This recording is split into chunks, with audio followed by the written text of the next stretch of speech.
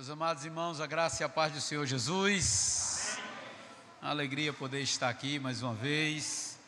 Quero desde já agradecer ao convite que nos foi feito, pelo privilégio de estar ministrando a palavra do Senhor nessa noite.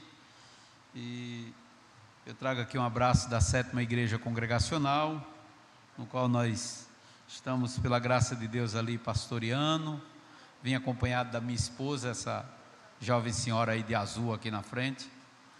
Somos casados há 23 anos e quase 6 meses, né? Pela graça de Deus, temos uma filha, mas aí por uma programação ela ficou lá na igreja, né? Com os irmãos. Mas irmãos, é uma alegria estar aqui, poder compartilhar a palavra do Senhor com os amados irmãos. E eu queria então convidar vocês a abrir suas Bíblias no texto que foi proposto aí, Josué, capítulo 24.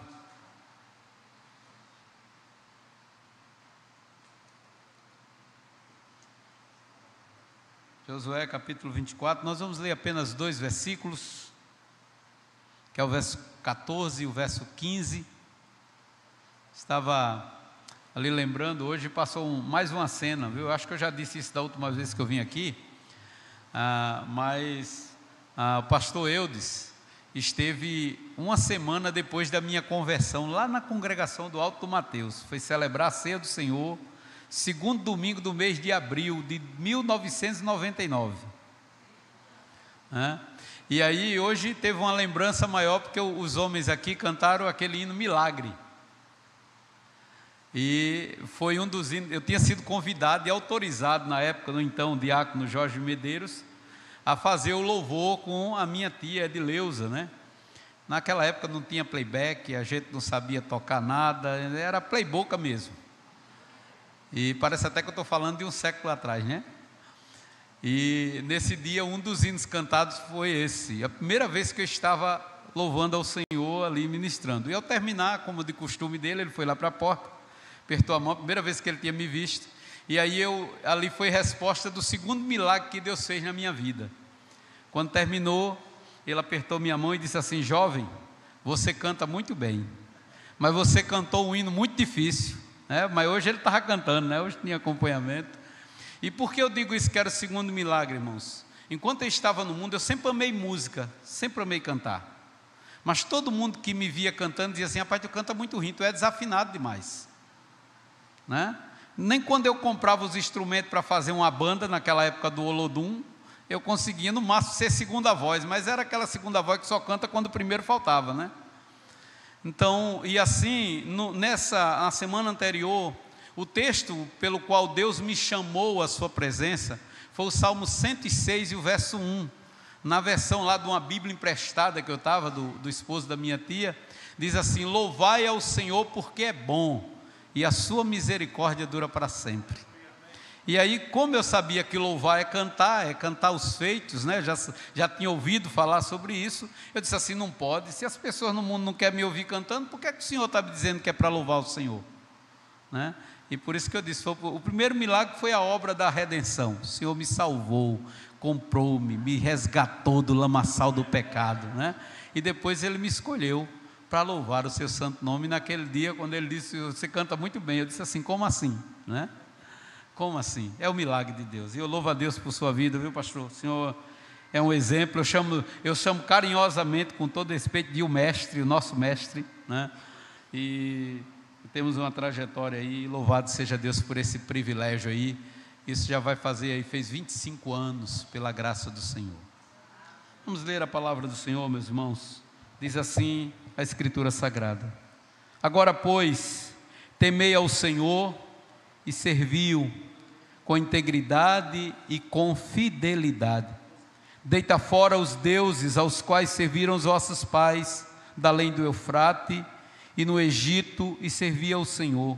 Porém, se vos parecer mal servir ao Senhor, escolhei hoje a quem sirvais, se aos deuses a quem serviram os vossos pais, que estavam da além do Eufrates, ou aos deuses dos amorreus, em cuja terra habitais.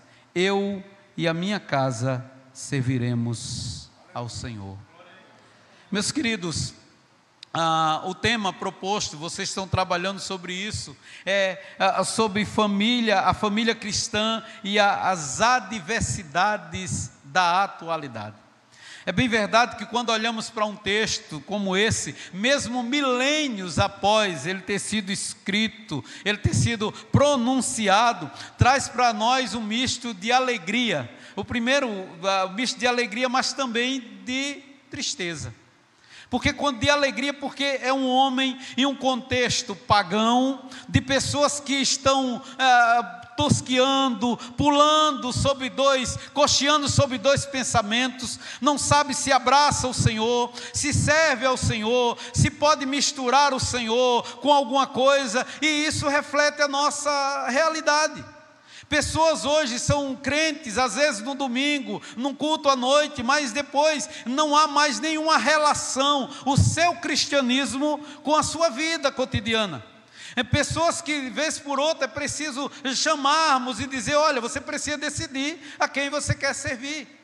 Mas, porém, meus queridos, há servos de Deus, ainda hoje, como este homem Josué, que diz assim: olha, a minha decisão é essa, eu e a minha casa serviremos ao Senhor. Ainda há pessoas, famílias inteiras, que estão abraçando a causa, se é possível, pelo poder de Jesus. Jesus é poderoso para transformar, para modificar corações, não pela metade, não mudar apenas talvez o estereótipo, o externo, ou alguma parte da nossa vida, mas mudá-la por completo.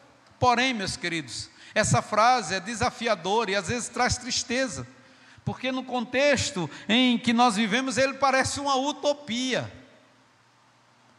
Quantas coisas difíceis dizer: eu e minha casa serviremos ao Senhor. E por que eu digo isso, irmãos? Algumas razões eu queria destacar aqui, para provar o quanto esse texto é desafiador. E às vezes, se nós olharmos apenas sobre a ótica do mundo, a ótica do que se apresenta diante dos nossos olhos, nós vamos ficar dizendo: isso não é possível disso acontecer. Algumas coisas. Primeiro, o índice de pessoas que se declaram infelizes no casamento tem aumentado assustadoramente. É só você parar para conversar com pessoas, e às vezes não precisa ter muitos anos de casado, não.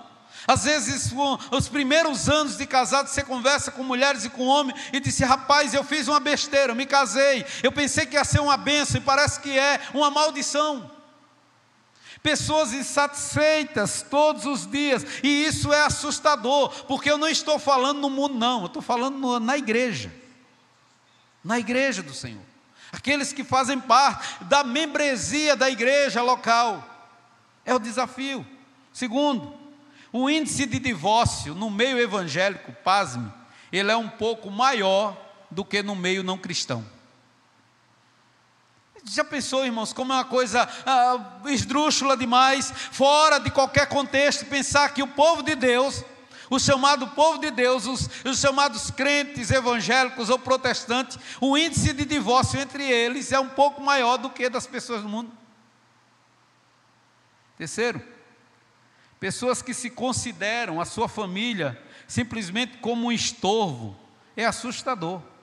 Homens que descrevem suas esposas, às vezes chamando ela de cobra, de dona encrenca.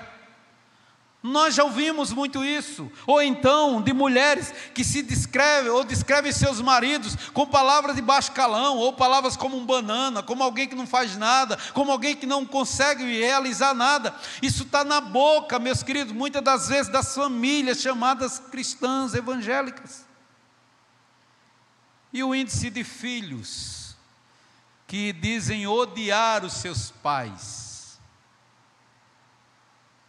E de pais que têm seus filhos apenas como talvez um meio dele ter, que impediu ele de fazer uma faculdade, de ter o melhor emprego, porque ele não foi programado, ele chegou numa hora errada, e aí ao invés de trazer crescimento, abençoar a sua vida, atrapalhou a sua vida.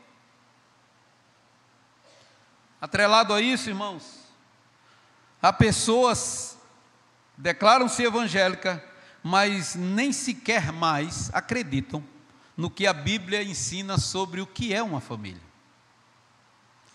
Nós estamos mais sendo doutrinados pelas redes sociais, pelas mídias sociais, do que pela palavra de Deus.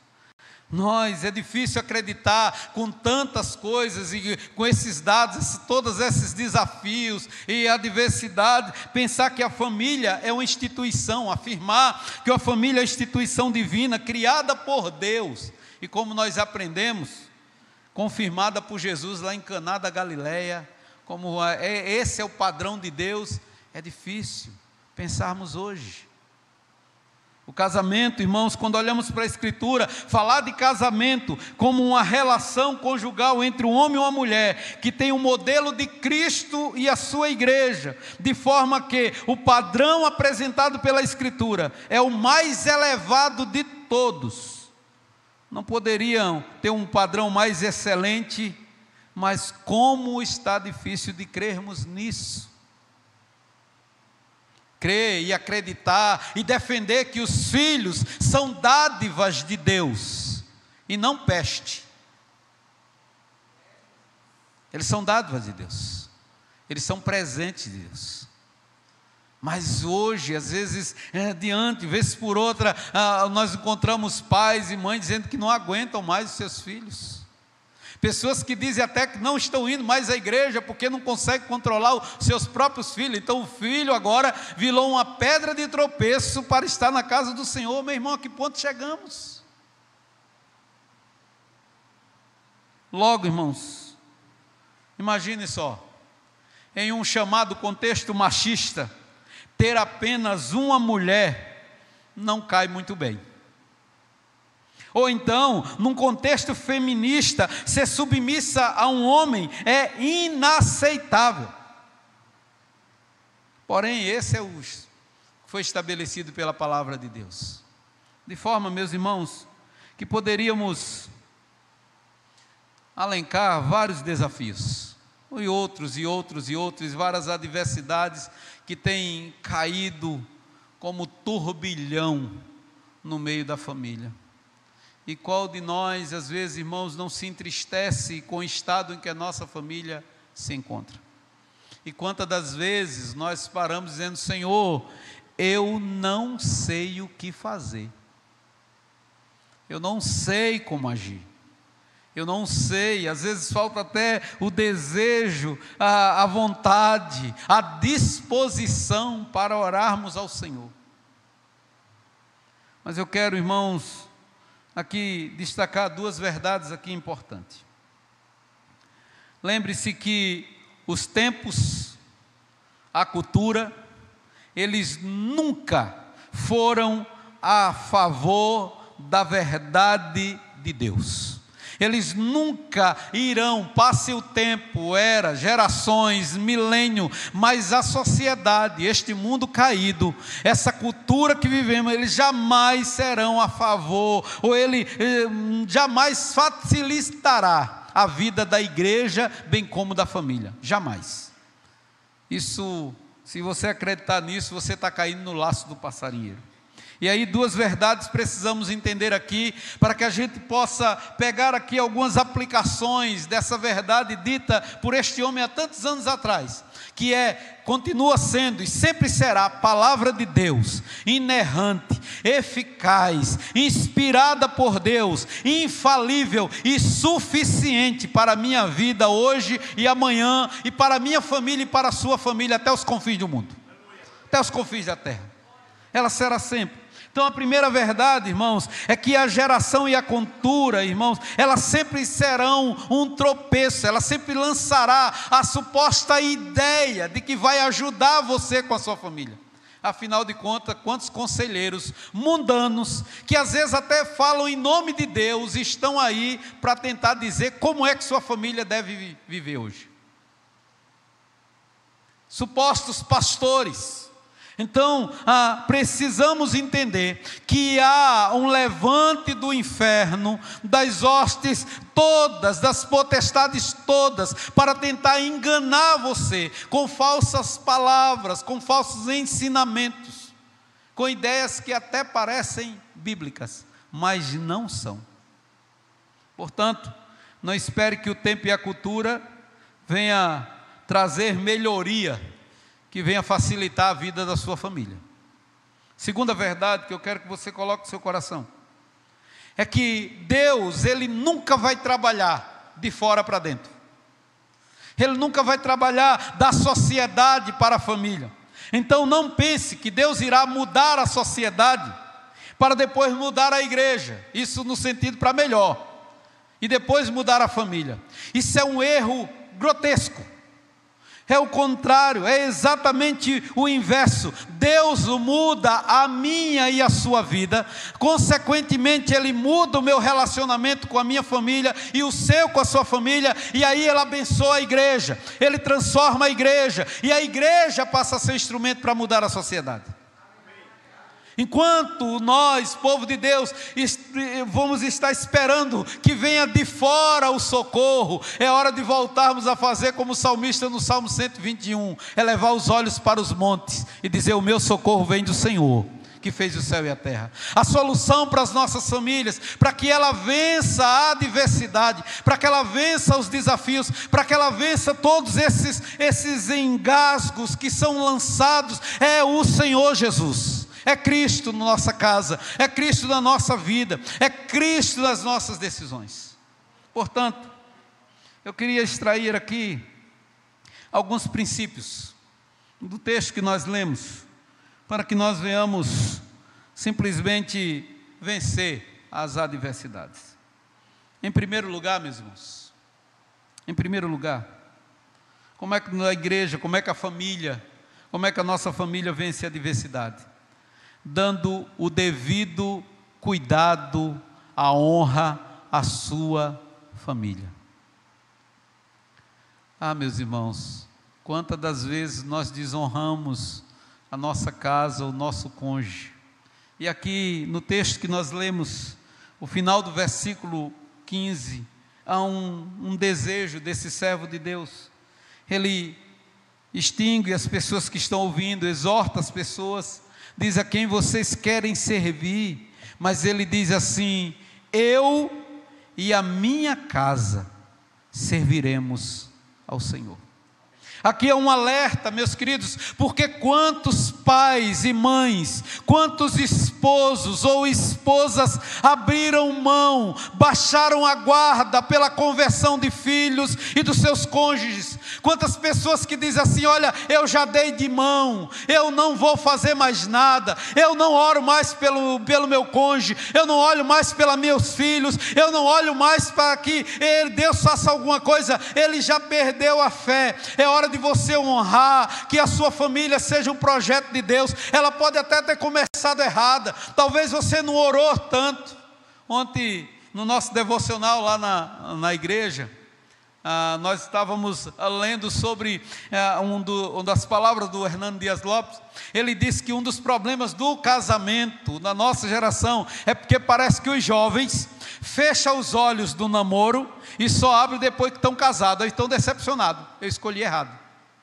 Porque durante o namoro eles fecham os olhos, eles não olham, eles não buscam caráter, eles não procuram se é um servo, se é uma serva de Deus, se tem estrutura bíblica, se conhece, se a palavra de Deus está impregnada no coração. E a gente vive namoro e às vezes vive até noivado, simplesmente de olho fechado, aí depois casa, e aí diz: pronto, e agora? Precisamos, irmãos, voltar, como diz o escritor aos Hebreus, voltar a dobrar os nossos joelhos, pela nossa família, pela conversão, pela restauração. Deus é poderoso, Deus é restaurador, mas tem que partir primeiro da nossa atitude. É bem verdade, irmãos, nós não temos o poder, Tem um livro antigo que diz o seguinte, um livretozinho, agora esqueci o nome do autor, mas daqui a pouco eu me lembro o nome dele, Oração Muda as Coisas, e ele disse que a oração não muda Deus, a oração não muda Deus, a oração, ela faz com que mude o nosso próprio coração, para crer no Deus que muda as coisas. Então quando nós oramos, é dependência de Deus, é dizer: Senhor, eu não posso, eu sou incapaz, porque aquilo que a gente é capaz de fazer, para que orar, né? É um engano, mas nós fazemos isso todo dia. Mas aquilo que é natural, mas quando nós chegamos ao Senhor, nós dizemos: Senhor, eu creio que o Senhor é poderoso para fazer aquilo que eu não posso. E é bem verdade, irmãos, que às vezes a atitude dos nossos filhos, o caminho que ele está vivendo, do que o cônjuge está vivendo, desanima o nosso coração. Mas tem um conselho, lá no livro de Marcos, que eu acho maravilhoso. Quando Jesus está descendo do monte da transfiguração, tem um endemoniado, e os discípulos não conseguem expulsar, e o pai daquele endemoniado chega correndo aos pés de Jesus, se ajoelha e diz: Senhor, tem misericórdia do meu filho, ele é lunático, é endemoniado, e o demônio sai jogando ele no fogo, na água. Eu pedi aos teus discípulos, eles não conseguiram expulsar. E aí Jesus exorta, dizendo que aquela era uma geração incrédula. Mas aí ele olha para aquele homem e diz assim: você pode crer? Tudo é possível que crê. Aí aquele homem diz uma coisa que é o conselho que eu queria para nós nessa noite, e talvez você precise disso na sua família. Ele diz assim: Senhor, eu creio, mas me ajuda na minha incredulidade. Precisamos ser sinceros com Deus a respeito da nossa família também, do estado em que ela está. Talvez a situação que esteja o seu cônjuge, o seu filho, já esvaiu de você as forças de orar, o desejo de orar. Você já não acredita que nada pode acontecer, porque você já tentou talvez de tudo. Eu quero conclamar você hoje a voltar a honrar sua família, sabe como? Nos pés do Senhor, dizendo: Senhor, eu já não acredito mais, mas eu preciso que o Senhor me ajude na minha incredulidade, porque a tua palavra diz que tudo é possível ao que crê. Precisamos voltar a honrar as nossas famílias, meus queridos, porque Josué diz: é eu e minha casa. A ideia é: no que depender de mim, eu e a minha casa, nós vamos servir ao Senhor. Nós vamos servir ao Senhor. Então, o primeiro passo, irmãos, para famílias vencer a adversidade, é nós darmos a devida honra. E a devida honra não está em presentes bonitos, não está no celular mais moderno que você encontra no mercado, não está talvez nos presentes, ela está quando a gente coloca ela diante do Senhor. Nós vamos mostrar para o Senhor que ela é essencial, ela é importante para a nossa vida, e nós queremos nossa família servindo ao Senhor. Amém, meus irmãos? Segundo lugar, segunda lição que nós aprendemos aqui para vencermos a adversidade em família, é que nós devemos fazer escolhas segundo a vontade de Deus. Irmãos, vamos voltar a ler a Bíblia. Leia a sua Bíblia.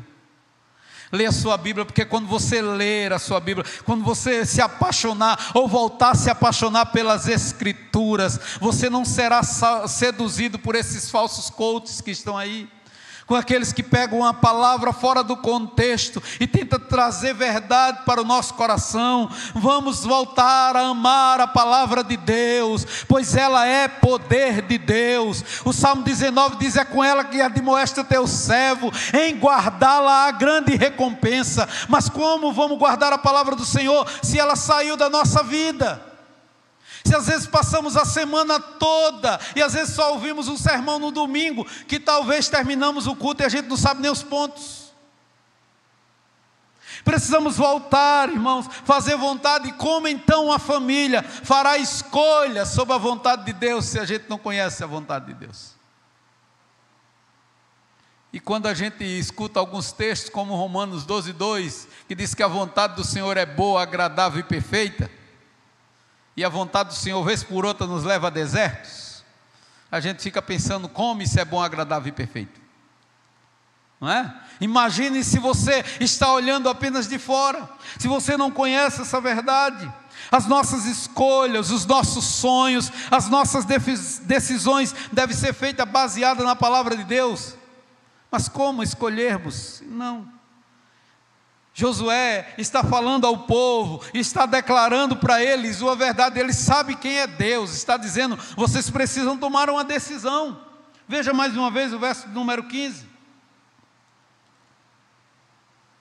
Se porém vos parece mal servir ao Senhor, escolhei hoje a quem sirvais, se aos deuses a quem serviram os vossos pais, além do Eufrates, ou aos deuses dos amorreus, cuja terra vocês habitam. Aquele povo, irmãos, estava ainda vivendo, e no versículo 14 ele diz: vocês precisam deitar fora os deuses que há entre vocês, os deuses dos vossos pais. Era o chamado povo de Deus, sendo conduzido à terra prometida por Deus, que ainda adorava, sacrificava e celebrava falsos deuses. Era um povo que parecia ser do Senhor. Às vezes, meus queridos, nós esquecemos, e aqui muitos deles, talvez enganados exatamente por essa teologia da segurança, da autossegurança, da autossuficiência. Este homem agora está dizendo: olha a terra que vocês estão, tenha deuses ou falsos deuses, eles não existem mais, eles não conseguiram proteger esse povo. A ideia de Josué é: lembra o que o Senhor fez por vocês? Você lembra o que é que o Senhor fez por você? Você lembra quanto Ele já conduziu você nessa jornada? Quantos embates você já venceu? Quantas lutas? Agora imagine o tempo que você passou. Se você passou muito tempo ainda antes de ter o cristianismo, quanto tempo você passou adorando e outros deuses e aquilo não servia para nada? Você percebeu que nem deuses eles eram? É hora, irmãos, de conhecermos o nosso Deus, porque quando a gente conhece o Senhor, me lembro de uma ilustração que eu vi uma vez, que estava lançando-se muitas cédulas falsas, e aí um dono de um banco, um gerente de um banco, resolveu fazer um treinamento com os seus caixas, para que eles pudessem aí combater, não receber essas notas falsas. E aí ele juntou todo mundo numa sala e trouxe dinheiro verdadeiro e colocou na mão das pessoas, para que eles observassem, para que eles olhassem minuciosamente aquelas cédulas. E aí aqueles homens começaram, e um resolveu levantar a mão e disse: ô Senhor, o Senhor trouxe a gente para cá, por causa de dinheiro falso, e nós não estamos vendo, o Senhor não trouxe nenhuma nota falsa para a gente examinar. Ele disse: quem conhece o verdadeiro não precisa conhecer o falso não. Sabe por que o povo de Deus, famílias estão sendo enganados? É porque a gente está faltando conhecimento do Deus vivo e verdadeiro, do Deus que faz milagre, do Deus que responde a oração, do Deus que restaura, do Deus que transforma e que liberta, o Deus que faz infinitamente mais do que pedimos ou pensamos. Então é hora de deitarmos fora esses falsos deuses, a confiança no nosso dinheiro, a confiança na nossa própria inteligência, sabedoria, a confiança às vezes até no outro homem, para voltarmos a confiar no Senhor. Mas só dá para fazer isso se nós conhecermos esse Deus, só dá para fazermos escolha conhecendo ao Senhor. Terceiro lugar, meus irmãos, terceiro princípio que fará as famílias vencerem as adversidades dessa atualidade, é sendo uma família que se relaciona com Deus em todos os aspectos da sua vida. Hoje nós vivemos uma geração de um Deus pela metade. A gente não canta mais o hino 335 de coração, às vezes só a letra dos salmos e hinos. Tudo entregarei. Há coisas, às vezes, na nossa casa, na nossa própria vida, que nós não abrimos mão, não entregamos ao Senhor. É como se nós fizéssemos assim: isso aqui é meu, é meu, é meu. E por ser nosso, irmãos, a gente já viu que a gente é um fracasso cuidando de coisas. Diz um pequeno livro também de A.W. Tozer, 5 votos para obter poder espiritual. Ele diz que um dos votos para você receber poder espiritual, ele diz: não seja dono de coisa alguma. Não seja dono de coisa alguma. Muitas das vezes nós achamos que o Senhor só está interessado em uma parte, em um fragmento da nossa vida. Deus é Deus que transforma o homem, que trabalha na vida do homem por inteiro. O Senhor se preocupa nos mínimos detalhes. O Senhor se preocupa até com a noite que nós passamos sem dormir. O Senhor está preocupado com a dor de cabeça que nós temos. O Senhor está preocupado com qualquer coisa, meus queridos, que envolva a nossa vida. Nós precisamos aprender então a lançar sobre Ele tudo o que temos. Precisamos ter um relacionamento com Deus em todos os aspectos. Nós não podemos dizer: Senhor, o Senhor é dono disso aqui, mas a forma como eu me visto, o Senhor não mexe. Senhor, o Senhor é bom nessa área aqui, mas no que eu assisto na TV ou no que eu vejo na internet, o Senhor não mexe. Precisamos, irmãos, ter um relacionamento com o completo. Alguém já disse que se Deus não for o primeiro lugar na nossa vida, o Senhor de tudo, Ele não quer o segundo lugar. Famílias têm sido assoladas, destruídas, exatamente porque guardaram alguma coisa que não é para a glória de Deus. Como nós vamos perseverar, irmãos, no casamento, sem renovarmos a aliança com Deus? No verso de número 24, é isso que Josué faz aqui. Josué disse ao povo: ao Senhor nosso Deus, disse o povo a Josué: ao Senhor nosso Deus serviremos e obedeceremos a sua voz. Verso 25, assim naquele dia fez Josué aliança com o povo e lhe pôs por estatuto direito em Siquém. É preciso, irmãos, renovarmos a nossa aliança com o Senhor. Como é que está a sua vida com Deus? Como é que está o seu louvor a Ele? O seu conhecimento do santo? Como é que está a sua vida de oração em sua casa e em família? Como é que está a sua vida de serviço ao Senhor? Onde é que estão os seus dons e talentos que o Senhor deu para Ele? Como, irmãos, lembremos que não é o amor que salva o casamento, é o casamento que salva o amor. Porque, irmãos, amar é decisão. A gente decide amar ou não. É uma decisão. Então muitas das vezes, ou você não já ouviu as pessoas dizer: não, meu casamento terminou porque o amor acabou. Não, o seu compromisso acabou, a sua aliança. Então hoje ela precisa estar estabelecida com o Senhor antes de qualquer coisa. Se você investir no seu casamento, irmãos, lembre-se disso, você vai perceber que você está amando.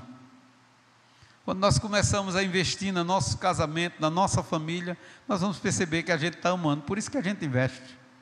Aquilo que a gente ama geralmente toma de nós a maioria dos nossos esforços, nossos recursos, tanta coisa. Portanto, precisamos, irmãos, para vencer a adversidade, precisamos ser uma família que se relaciona com Deus em todos os aspectos. Hoje é um convite do Senhor para você restaurar a sua aliança com Ele. Talvez aquilo que você prometeu ao Senhor e esqueceu, Deus não esquece.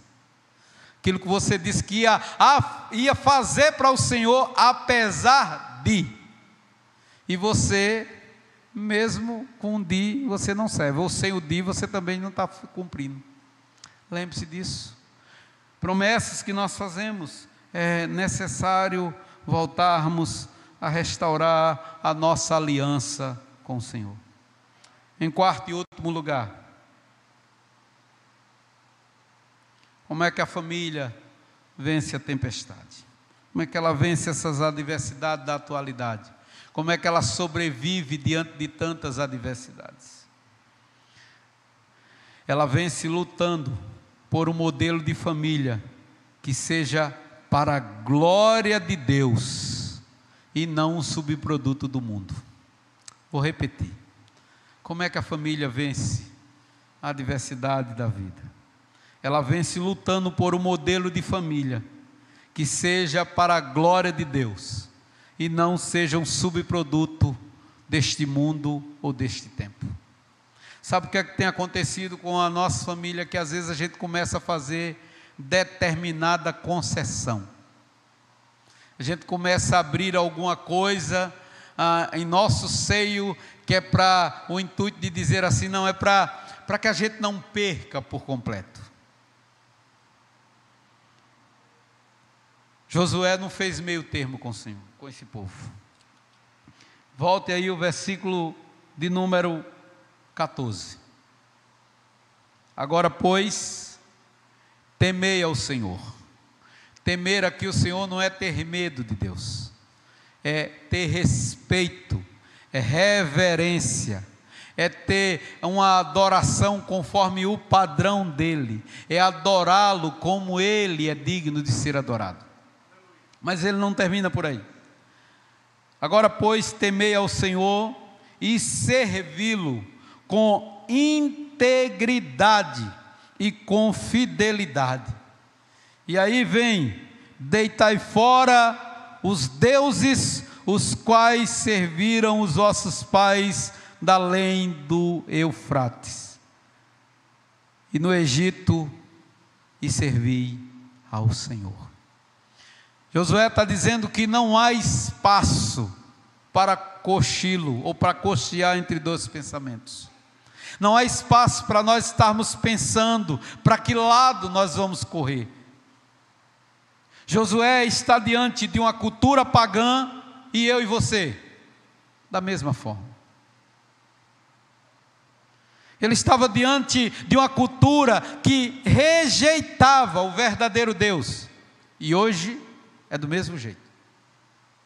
Você hoje fala para as pessoas, e é interessante porque o nome de Deus tem sido desonrado, ou sendo usado de uma forma hoje, irmãos, tão promíscua.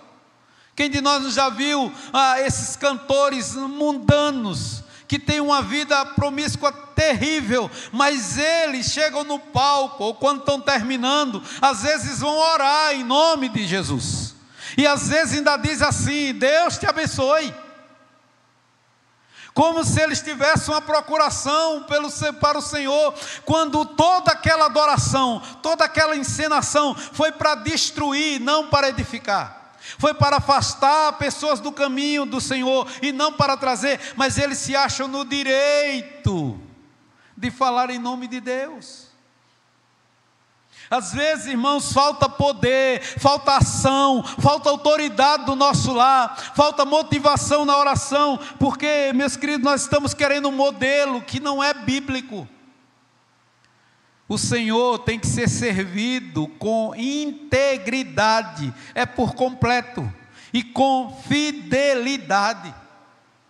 E para isso temos que deixar fora os nossos medos, o nosso eu, os nossos desejos carnais. É o Senhor que tem que ser o centro, a medida padrão das nossas vidas, das nossas famílias. É por isso que Josué, ele não está negociando: olha, joga metade dos deuses fora. Vamos fazer o seguinte, vamos dar uns cultos mais bonitos aqui, diferente. Não, vamos dar um nome mais moderno. Você precisa, irmãos, precisamos entender que quando nós olhamos para a nossa geração, e você já deve ter passado por isso, como eu disse, falar em Deus é muito fácil. Dizer Deus te abençoe é muito fácil. Mas converse hoje com um grupo de pessoas que eles são, ou não são ateístas, não. Ele diz que crê em Deus, mas eles são contra a igreja, são contra um relacionamento sério, são contra o casamento, mas ele diz: eu amo Deus, ainda diz assim: Deus é tudo para mim. E quando você diz assim, a Escritura ou a palavra de Deus diz, ele vai dizer: essa é a sua fé, mas não é a minha não. Mas eu também creio em Deus, eu também amo a Deus. Precisamos lutar, a palavra é essa, lutar por um modelo de família, que seja para a glória de Deus. Para a glória de Deus, e não um subproduto desse mundo. Nós não precisamos das inovações humanas para poder ter uma família vencendo as adversidades. Nós precisamos honrar a nossa família, colocando ela nos pés do Senhor. não desistindo dela a preço que for, não desistindo. Nós vamos vencer as adversidades, meus queridos irmãos, quando nós começarmos a fazer escolha para dentro da nossa casa, segundo os preceitos da palavra de Deus. E para isso nós precisamos conhecer o verdadeiro Deus. Nós vamos vencer as adversidades quando a nossa família, quando eu e você tivermos um relacionamento por completo com o Senhor, quando nós servimos a Ele com integridade e com fidelidade. Quando isso acontecer na nossa vida, nós poderemos dizer: não só eu e minha casa serviremos ao Senhor, mas nós vamos dizer: eu e minha casa servimos ao Senhor. Que Deus nos ajude, irmãos, nesse tempo tão difícil. E como é bom que a igreja pare para pensar durante esse tempo sobre esta célula máter, este princípio de todas as coisas para a nossa sociedade, que é a nossa família. Eu quero orar com você, eu quero orar por você. Eu não sei como é que está a sua família hoje, mas Deus lhe colocou hoje princípio em seu coração, para a sua vida pessoal. Como eu disse, Deus começa a trabalhar em nós, não é de fora para dentro, começa dentro. Então tem que mudar a nossa vida, tem que mudar as nossas intenções, os intentos do nosso coração. Vamos orar? Você pode curvar a sua cabeça, você pode orar por sua família. Senhor, nós bendizemos o teu nome, Deus. O Senhor é bom, o Senhor é bom em todo o tempo, o Senhor é imutável, e o Deus de Josué, o Deus que Josué tomou a decisão diante de todas aquelas adversidades, dizer: eu e a minha casa serviremos ao Senhor. É o mesmo Deus que está presente aqui neste bairro, nesta comunidade, nesta igreja, Senhor. É o Deus que honra, é o Deus que restaura, é o Deus que transforma, é o Deus que liberta, é o Deus que pega aquilo que está quebrado e pode fazer algo novo para a sua glória.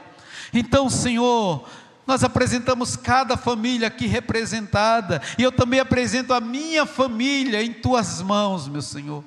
Ó Deus, que não haja, que nós não venhamos retroceder, nem olhar para trás, nem olhar para o lado, mas que venhamos construir, assim como Josué, o desejo de ter uma vida íntegra, sincera diante do Senhor, a servirmos a Ti com integridade e com fidelidade. Que o Senhor, ó Deus, receba a nossa adoração, receba o nosso louvor e responda às nossas orações. Nós oramos no nome e para a glória do Senhor Jesus Cristo. Amém. Deus os abençoe.